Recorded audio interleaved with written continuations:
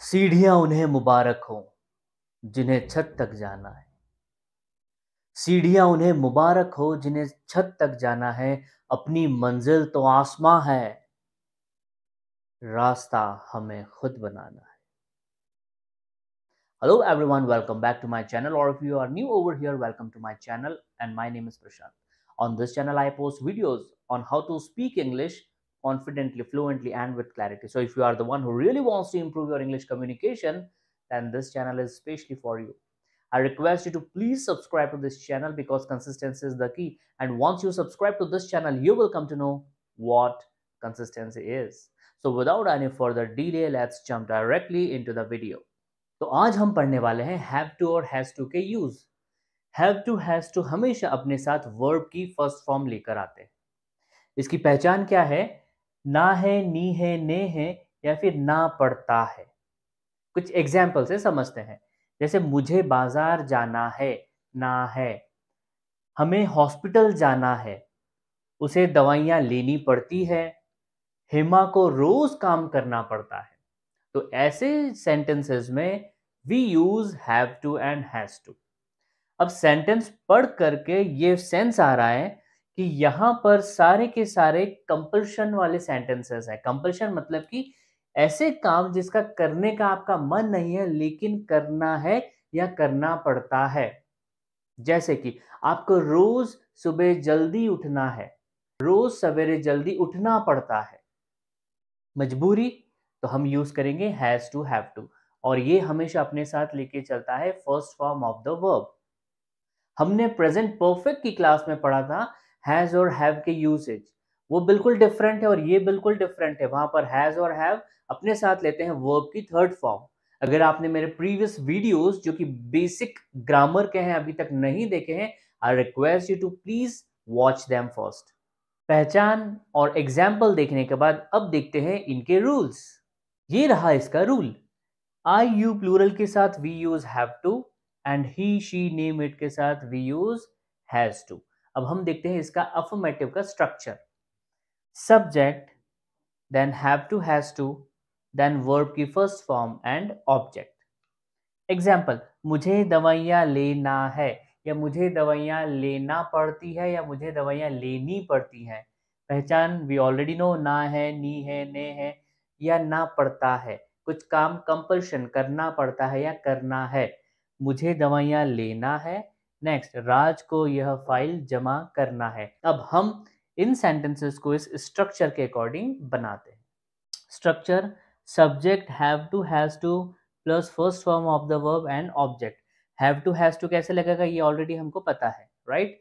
अब हम देखते हैं, मुझे दवाइयाँ लेना है। आई, मुझे, आई के साथ have to, I have to take medicines. मुझे दवाइयाँ लेना है, I have to take medicines.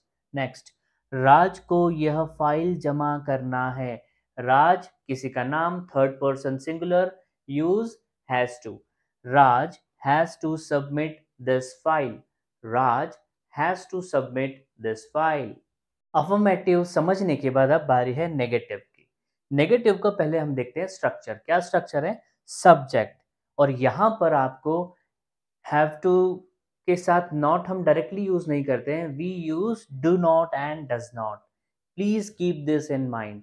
हमने प्रेजेंट परफेक्ट में हैव और हैज के साथ नॉट यूज किया था डायरेक्टली, बट यहां पर बात हो रही है हैव टू और हैज टू की, जहां पर हम वर्ब की फर्स्ट फॉर्म यूज करते हैं इनके साथ। तो यहां पर अगर हमको बनाना है नेगेटिव, तो we use do and does, और उसके बाद आएगा नॉट। देखिए स्ट्रक्चर, सब्जेक्ट डू या does plus not, then have to plus verb की फर्स्ट फॉर्म एंड ऑब्जेक्ट।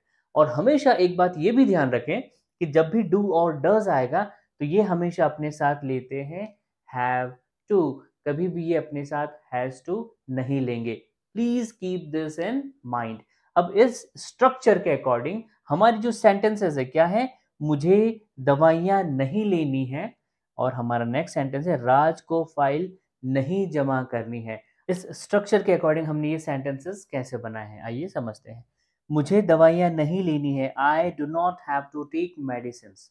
मुझे दवाइयां नहीं लेनी है, I do not have to take medicines. Raj को फाइल नहीं जमा करनी है। Raj does not have to submit file.